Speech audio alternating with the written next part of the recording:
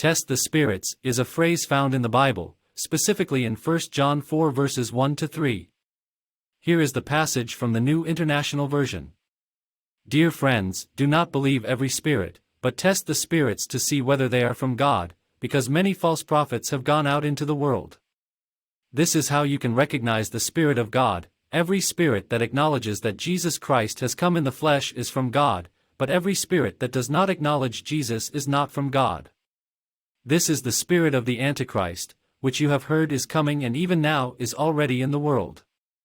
You become a slave via submission to the voice you obey.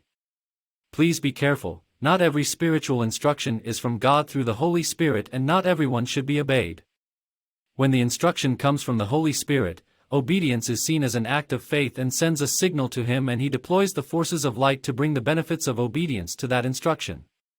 But if the instruction is from the spirit of the false prophet, i.e., the devil and his demons, obedience to any of their instruction sends a signal to them and he deploys the forces of darkness who come to enslave you the more. Let's be wise. Do not form the habit of visiting or depending on prophets and pastors. Many false prophets have infiltrated the Church of God and have enslaved many due to ignorance. This was the same way they enslaved Adam and Eve at the garden after obeying the instruction of the old serpent. So please, I advise you to pray about every instruction from any prophet or pastor in your closet and ask for the leading of the Holy Spirit. No matter how genuine it looks, you should know that appearances can be deceitful and the enemy can manifest as an angel of light. Jesus said, "The words I speak to you are spirits and they are life." Whenever God speaks a word directly or through His prophets, a spirit of light is born to take charge and man that word.